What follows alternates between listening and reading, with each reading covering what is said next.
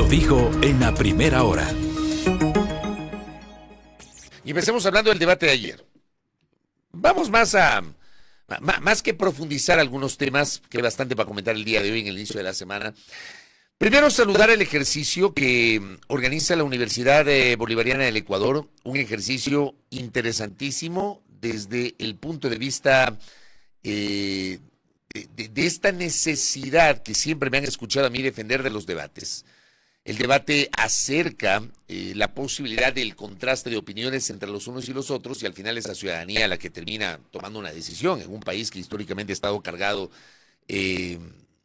o ha estado ausente de los debates. Hay que recordar, por ejemplo, y este ejemplo lo he puesto en varias ocasiones, ¿no?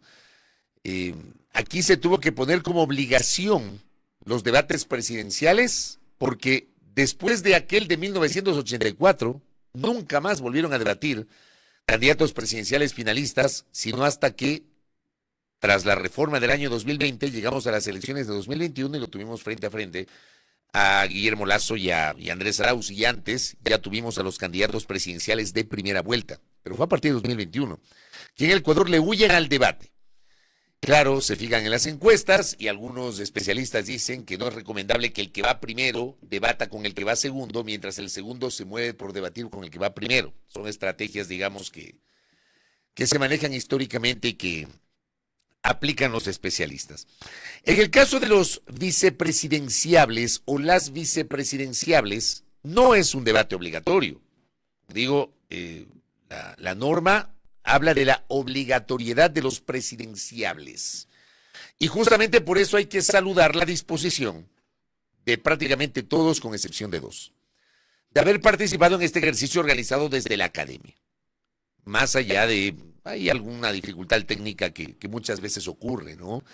El solo hecho de que una universidad haya tomado una decisión de sumarse a una iniciativa y de liderar esta iniciativa es digno de aplauso. Y lo que hizo la Universidad Bolivariana del Ecuador es digno de abrazo. Una felicitación justamente para sus directivos de este Centro de Educación Superior con sede en la ciudad de Guayaquil, que se puso justamente al hombro la organización de este ejercicio. Luego también saludar el hecho de que 14 de 16 aceptaron participar.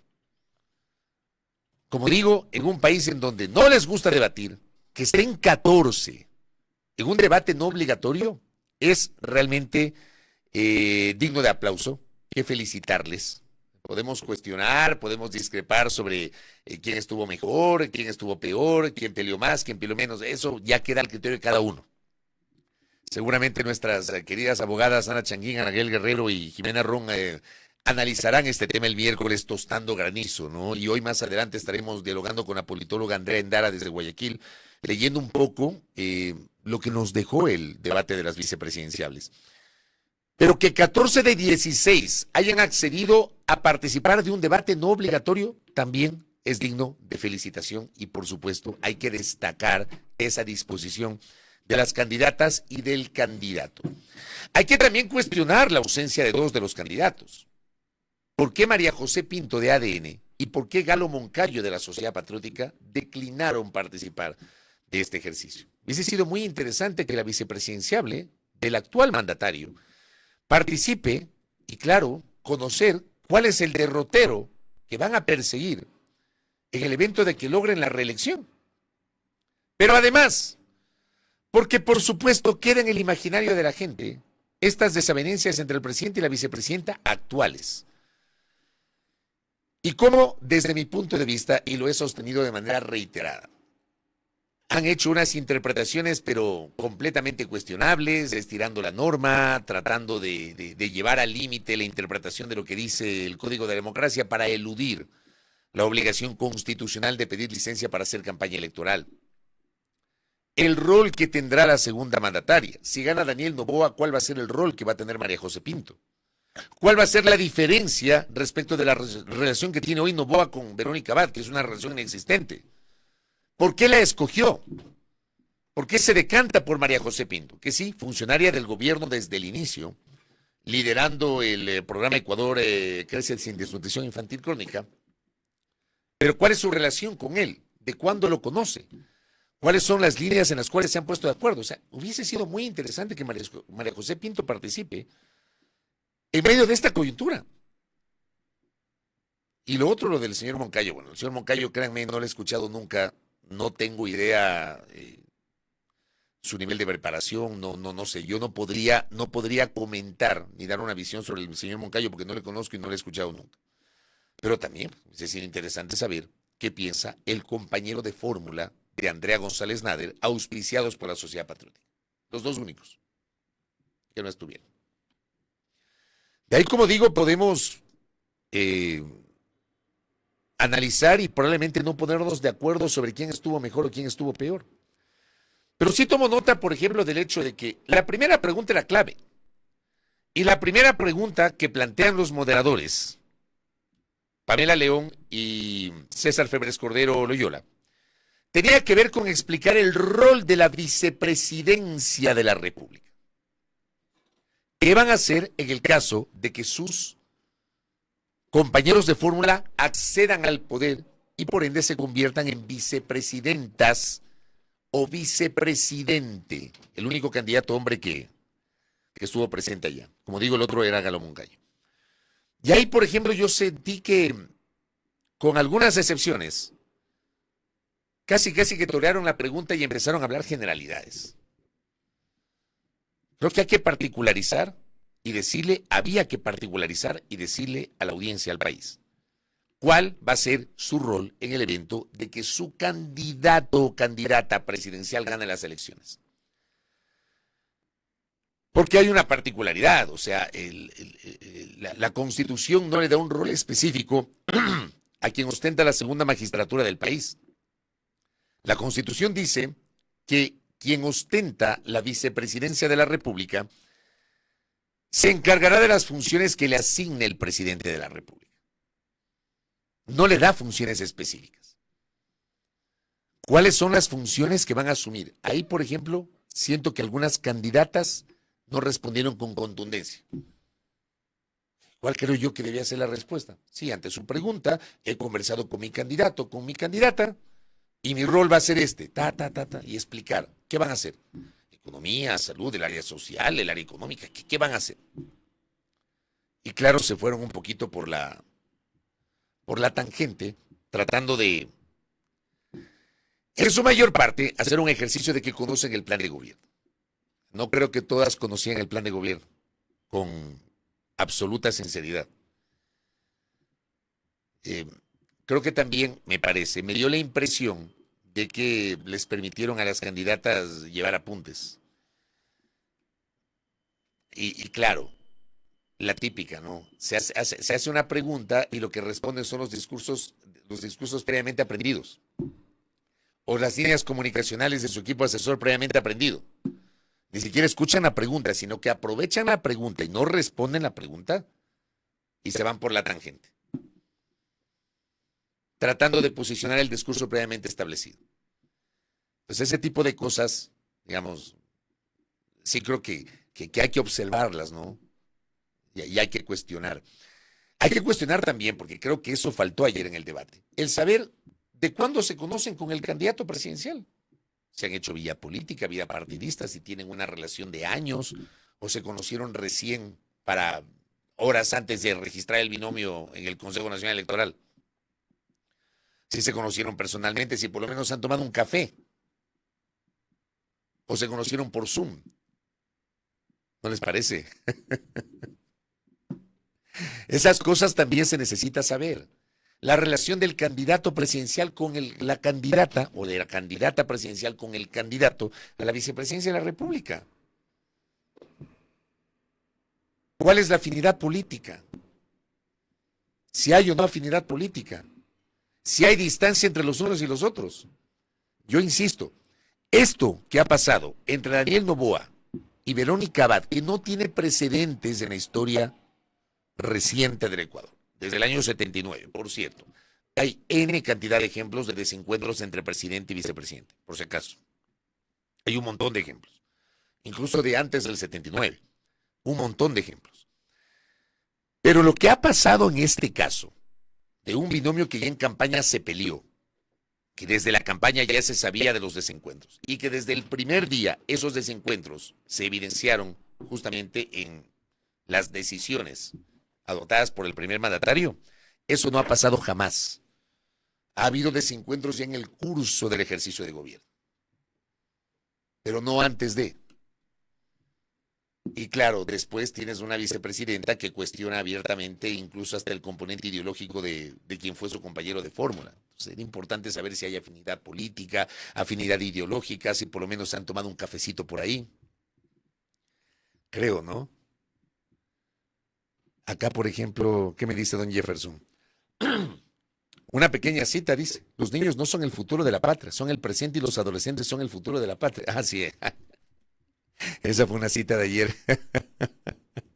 Le envío un saludo hasta la provincia de Loro a Rudy Ñíguez, que también está en sintonía. En lo que Eduardo Espinosa Fernández, cuestionando la ausencia de María José Pinto, tema que se prestó para una serie de especulaciones de por qué no estuvo la candidata a la vicepresidencia de la República. Pues creo que faltó responder esto que es básico. Y la primera pregunta que les hicieron a las candidatas y al candidato, les ponían bandeja de plata para que se explayen. Y le cuentan a la gente cuáles van a ser sus atribuciones y funciones. Dentro de la conformación del binomio, se supone que se pusieron de acuerdo. A ver, si tú ganas la presidencia, yo voy a hacer tal cosa. Fíjense en lo que ha pasado actualmente con la relación del presidente con la vicepresidenta. Esa pregunta era básica. Y después, claro, algunas no pasaron la lección, ¿no? Les preguntaron de economía, les preguntaron temas un poco más profundos y dijeron cualquier cosa. Pero eso suele pasar en este tipo de ejercicios que, como digo, desde la forma yo los saludo. En el fondo, por supuesto, podemos comentar y podemos cuestionar algunos elementos de lo que estoy señalando. ¿Qué me dicen acá? Saludos a la Pati Núñez, también hablando del cafecito. Osvaldo Bravo desde Esmeraldas, que también ya nos está escribiendo, el principal de Canal Star que retransmite este espacio de noticias. Pero todo esto, todo este debate vicepresidencial se dio en la previa de un ambiente enrarecido acá en el Ecuador.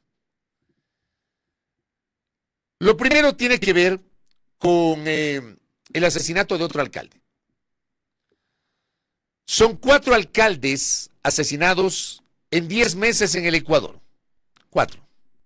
Este tema también, de alguna manera por ahí, un par de candidatas lo mencionó. Era un tema que tenía que estar omnipresente ayer en el debate. Ocurrió 24 horas del debate vicepresidencial y una semana antes del debate presidencial. Ever Ponce Rosero, alcalde de Arenillas, fue víctima de un ataque armado mientras se desplazaba en un vehículo oficial de la municipalidad junto a otras 3 personas. El atentado ocurrió a las 4:30 de la tarde en la ciudadela Miraflores de Arenillas. Arenillas es un cantón fronterizo perteneciente a la provincia de Loro. El funcionario de 45 años logró avanzar unos metros en el carro hasta ser auxiliado y fue llevado a un hospital local. De allí lo llevaron al hospital del IES de Machala, donde horas después falleció. Con este crimen ya son 2 alcaldes de la provincia del Oro asesinados en 9 meses y 4 en total en 10 meses. En el Oro, Jorge Maldonado, alcalde de Portobelo, fue asesinado el 19 de abril del año pasado, cuando recibió varios impactos de bala en la cabeza mientras se encontraba fuera de una tienda del centro de dicho cantón. 2 hombres en moto habrían participado del hecho. Maldonado, de 56 años, dice la nota del Universo, cayó sobre la vereda mientras que los asesinos se dieron a la fuga con rumbo desconocido. En el Oro, y esto creo que es lo de fondo, ¿no? Hay localidades en las que la minería ilegal ha ganado terreno por parte de bandas del crimen organizado transnacional. En dicha jurisdicción se ha identificado la prevalencia de los Lobos, una de las 22 agrupaciones delictivas consideradas terroristas por el gobierno nacional, según el decreto 111, que declaró conflicto armado interno desde el 9 de enero del 2024. Por eso, en ambos asesinatos, las líneas investigativas apuntan al crimen organizado. ¿Cuál es la realidad del Oro, según la nota del Universo? Una de 7 provincias y 3 cantones con estado de excepción desde el 3 de enero por 60 días no es ajena a otras jurisdicciones en las que también se han asesinado alcaldes. Hablando de minería, salgamos del Oro, pero vamos a una zona que es una suerte de frontera entre Azuay, El Oro y Guayas, que es Ponce Enríquez. El año pasado también, 17 de abril, José Sánchez, alcalde de Camilo Ponce Enríquez, fue asesinado cuando se encontraba realizando actividad física en el sector Nueva Ponce, en Camilo Ponce Enríquez. En el ataque también murió uno de sus custodios.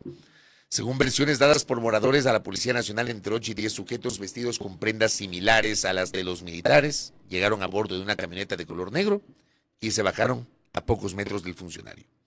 José Sánchez Reyes, conocido como Juchico, ganó las elecciones seccionales del 2023 con el 59,13% de la votación en representación del movimiento local Cambio Histórico Ponceño. En 2019 también se postuló para la alcaldía, pero no consiguió los votos necesarios. También ha sido presidente de la Cámara de Minería de Camilo Ponce Enríquez. Y Brigitte García, alcaldesa de San Vicente. La alcaldesa más joven del Ecuador con apenas 26 años de edad.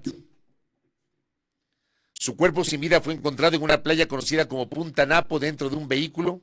La hallaron el domingo 24 de marzo junto al cuerpo de Jairo Loor Mesa, director de comunicación de la municipalidad.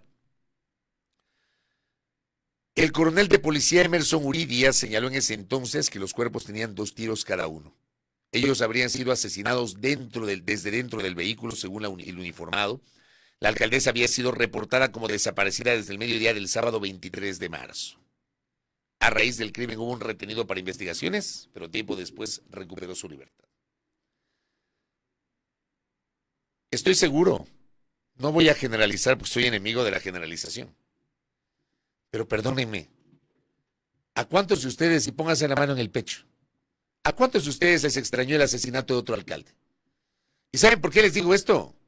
Porque en este país los crímenes se han normalizado. Aquí no importa que maten a cualquiera. Aquí ya la sociedad no se escandaliza. No se escandaliza. Acá ya se ha hecho tan normal el saber de crímenes, el saber que matan a una autoridad, ni siquiera pueden proteger a un alcalde. El saber que encuentran cuerpos desmembrados, el encontrar cabezas en las afueras de un terminal portuario. Aquí no pasa nada. Aquí prefieren bronquearse los cistas y los antis en lugar de ir a lo de fondo. Y lo de fondo es que siguen matando autoridades. Lo de fondo es que este crimen se da en el contexto de un proceso electoral, aunque no hablamos de unas elecciones seccionales. Pero ya el año pasado vivimos esto, y en 2023 vivimos esto. ¿Se acuerdan lo que pasó, por ejemplo, con el atentado contra Javier Pincay? Hoy alcalde de Puerto Viejo, que está vivo de milagro, en diciembre del 2022. ¿Se acuerdan del atentado que casi le cuesta la vida a Luis Chonillo, alcalde de Durán, al día siguiente de haberse posesionado, el 15 de mayo del año pasado? Y tenemos N cantidad de atentados y tenemos otros crímenes sobre políticos, sobre candidatos, porque el año pasado también mataron a candidatos. Y sobre esto como sociedad, en serio, ya casi que normalizamos. Aquí mata a un alcalde y no pasa nada. ¿Y qué pasa con las investigaciones, como dice Jessica acá? Cero, ninguna respuesta de las investigaciones. Incluso asesinaron al fiscal que investigaba la muerte de Javier Intriago, alcalde de Manta. Ningún resultado de las investigaciones. ¿Qué pasó con el crimen de Fernando Villavicencio? Detuvieron a 13, mataron a 7 en la cárcel. 6 en Guayaquil, 1 en Cotopaxi. Pero como aquí somos de memoria corta, ya nos olvidamos. ¿Cuánto han avanzado las investigaciones de los otros crímenes? Olvidándonos del más mediático, que es el caso de Villavicencio. Hablemos de los otros crímenes. Y aquí me citan el de Javier, el alcalde Intriago, Agustín Intriago, el de Agustín Intriago de Manta. ¿Cuánto han avanzado? Y los otros casos. Aquí somos flor de un día. En el país somos un solo hervor. Esto debería ser materia de profunda preocupación y, por supuesto, de repudio nacional. Sobre esto tienen que hablar los candidatos, sobre esto tiene que hablar el candidato presidente. ¿Cómo nos van a devolver la paz? Sobre esto tienen que hablar algunos opinadores que hoy, qué chistoso, ¿no? Yo les juro que estoy impresionado. Yo discrepo, y lo he dicho públicamente, discrepo con el concepto maquiavélico de que el fin justifica los medios. Cuando digo maquiavélico me refiero a Nicolás Maquiavelo, por si acaso, al príncipe Maquiavelo. No me refiero a un término de maldad. Pero discrepo totalmente con ese concepto. Para mí el fin no justifica los medios. Nunca, nunca. Porque si lo justificas una vez, siempre lo vas a justificar. Pero ya aparecen algunos opinadores, ¿no? A justificar que hay que violar la Constitución, estirar la norma, que no importa. Para que no gane la orientación política de la cual no son parte. ¿Qué estamos hablando? ¿Y saben qué pienso? Pienso que no estaba mal lo que antes se hizo mal. Pienso que para esta gente estaba mal porque no lo hicieron aquellos con los cuales comulgan. Porque esta gente no sabe vivir en democracia. Porque esta gente no sabe del respeto a la Constitución. Porque esta gente de dientes para afuera se dice demócrata, pero en realidad no tiene ningún valor democrático. ¿Ya? Si antes repudiabas lo que llamabas dictadura, repudia también hoy. Si antes repudiabas el supuesto irrespeto a la Constitución, repúdialo también hoy. Y repúdialo mañana. Eso se llama coherencia.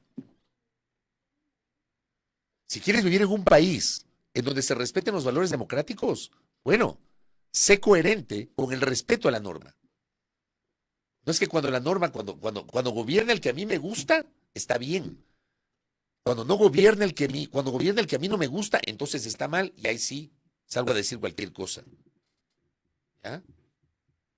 De eso tienen que hablarnos los candidatos y de eso tiene que hablar la opinión pública. Retomo el tema de seguridad de los cuatro alcaldes que han sido asesinados en el último año. ¿Saben también de qué tienen que hablarnos los candidatos y candidatas? De no dejar morir el caso de las Malvinas, de los 4 niños de las Malvinas. Ya nos estamos olvidando, ¿no? Qué bueno que haya medios como Ecuavisa que no se olvidan del caso. Ecuavisa publica nuevas revelaciones en el caso de las Malvinas. Ecuavisa accedió al acta de audiencia de formulación de cargos por desaparición forzada. El documento detalla la versión de los uniformados sobre lo que ocurrió en la noche del 8 de diciembre.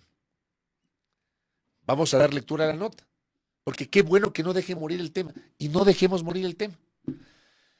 El papá de Josué Ismael, que increíblemente ha recibido una serie de furibundos ataques, ¿no?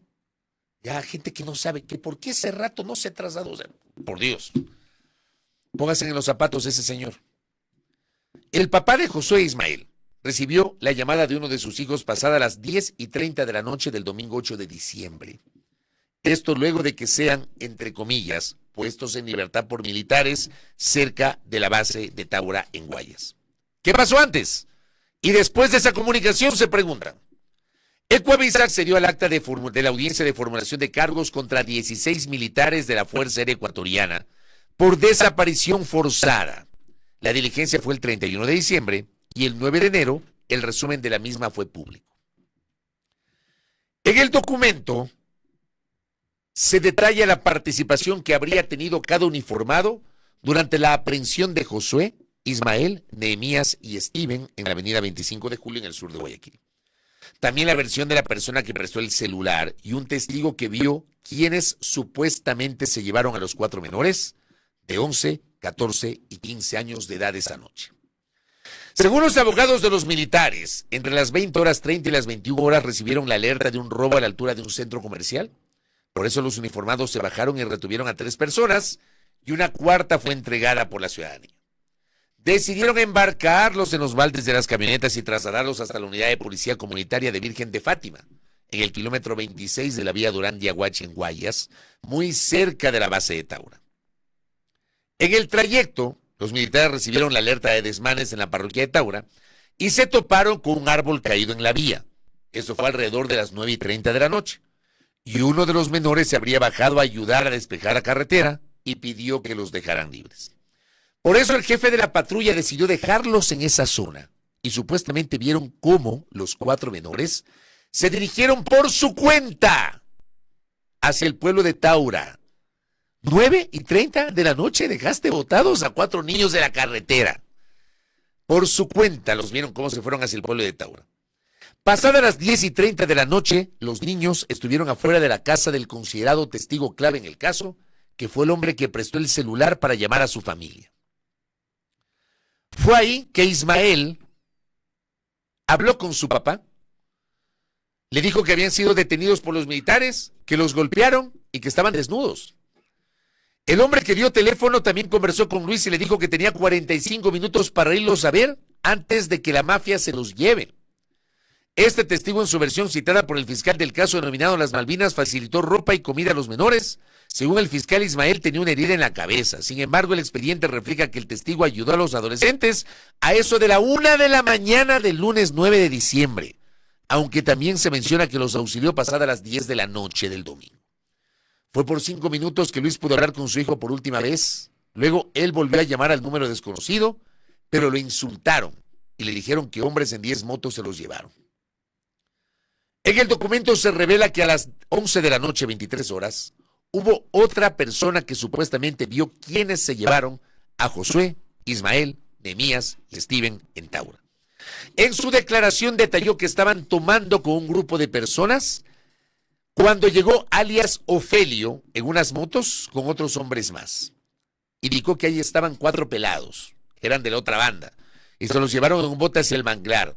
Los menores, según su versión, estaban vestidos. Al día siguiente, el lunes 9 de diciembre, se enteró que los iban a quemar. Luego supo que ya estaban quemados y que los iban a meter en un saco de yute. ¿Quiénes participaron? Según el documento al que Coavisa accedió, quien supuestamente dio la orden fue alias Momo.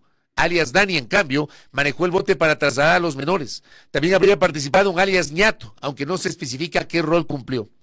Con dicha información se conformaron los equipos especiales de la policía para dar con ubicación de los restos de Josué, Ismael, Nehemías y Steven. El 24 de diciembre se hallaron en el manglar del estero Chabelo 4 cuerpos y 5 piezas anatómicas. Una de las defensas de los militares añadió que los 4 menores de edad fueron dejados en el manglar por 3 o 4 horas bajo custodia de otros adolescentes que serían miembros de una organización delictiva. No se especificó cuál, pero sí que luego de ese tiempo habrían sido asesinados y quemados por 2 personas. Qué espeluznante esto. Este nuevo testigo, junto al hombre que prestó su celular y el papá de Josué e Ismael, darán su testimonio anticipado ante el juez que lleva el caso. Será en una cámara de Gesell para asegurar la protección de la víctima, pero también de los testigos, indicó Fernando Bastias, del Comité de Derechos Humanos, que acompaña a las familias de los menores. Sobre la participación de los militares. Los 16 militares de la FAE que están siendo procesados por desaparición forzada en calidad de autores. Por eso, el 31 de diciembre se les citó prisión preventiva. Según consta en el acta de la audiencia, los abogados de los uniformados confirmaron la participación de ellos durante el patrullaje en apoyo al personal de aduana. Luego, fueron parte de un auxilio ante una alerta de un robo en la avenida 25 de Julio, que fue el momento en el que aprendieron a los 4 menores. La decisión de dejar en libertad a Josué, Ismael, Nehemías y Steven recae en el subteniente de 27 años que estaba como jefe de la patrulla. Según su abogado, el oficial no conocía a Guayaquil y no pensó que eran menores de edad. Habla en serio. O sea, no identifican a un niño de 11 años. Perdón, pero no identifican a un niño de 11 años, ¿es en serio? Pero este subteniente dice que no sabía que eran menores de edad. Dice que uno de ellos superaba el 1,76 de estatura, por lo que adujo que tenían 18 o 20 años. Otro de los uniformados indicó que se bajó para ayudar a controlar el tránsito en la avenida 25 de Julio. Otros 2 estaban como conductores y por ende desconocen las circunstancias de la aprehensión. Todos concordaron que la hora que se dio la llamada entre el testigo clave y el papá de Josué Ismael estaban ya en la base de Taura y desconocían qué más había pasado tras dejar a los menores libres, sanos y salvos. Finalmente, en el documento se revela además que un teniente coronel ordenó que los 16 militares que señalen el sitio donde dejaron a Josué Ismael, Nehemías y Steven, en esa área encontraron 2 camisetas, zapatos de lona blancos y negros y un boxer. Esas evidencias fueron entregadas por el alto oficial al agente policial de la UNACE 3 días después de la denuncia puesta por la familia. Este relato está en el Coavisa, yo cito la fuente, y es un relato revelador y a la vez espeluznante. que confirma de alguna manera lo que he venido sosteniendo en los últimos días. A mí no me han escuchado decir que los militares los mataron. Yo sería un irresponsable si yo utilizara el micrófono o la cámara para decir los militares los mataron. Yo no tengo evidencias de aquello. Pero si hay evidencias, y eso lo he dicho y lo repito hoy, de que la muerte de esos niños, de que son corresponsables directos de la muerte de esos niños, porque los retuvieron y en lugar de llevar adelante el procedimiento que correspondía, que lo he explicado aquí largamente, entregarlos a la policía y al niño de 11 años entregarlo a la DINAPEN, se los llevaron con rumbo desconocido. Porque para mí no tiene sentido que dejes a 4 chicos de menos de 15 años botados en una carretera a las 11 de la noche. No tiene sentido. Así que tienen una responsabilidad directa en el desenlace de estos 4 niños. Yo no puedo afirmar que ellos los mataron, pero sí puedo afirmar que ellos los llevaron a la muerte. Y esto que publique Coavisa con base en los documentos de las audiencias termina siendo absolutamente revelador. De eso tienen que hablarnos también los candidatos, ¿no les parece? Les invito a hacerlo públicamente. Ya voy a tener un candidato presidencial en minutos, el doctor Iván Sanguisela, que además es un hombre formado en el derecho y fue presidente de la Corte Nacional de Justicia para hablar de este tema. Aquí Jessica dice, ¿cómo le deja un operativo a cargo de un subteniente? Si hay los que lideran los operativos son militares de rango más alto. No sé realmente, no podría certificarlo. Subteniente es un oficial. ¿Ya? Horror. ¿Qué me dice por acá? Néstor Aguilera también me dice, gracias colega. El diario británico The Guardian publica un artículo sobre los 4 de Guayaquil y en la nota se refiere a la marginación que deben enfrentar familias afrodescendientes. Pero no, pues, aquí hay gente que dice, los chicos eran delincuentes y justifican lo que pasó el desenlace de estos chicos. Porque estamos fritos como sociedad. De eso les invito a hablar a los candidatos. De eso les propongo hablar a los candidatos en el contexto de la inseguridad. Lo que está pasando con autoridades locales y no olvidarnos de lo que ha pasado con estos chicos. El domingo próximo se viene el debate presidencial. Ojalá que estos temas consten en la agenda de los candidatos. Primera plana. Todas las noticias, todas las voces.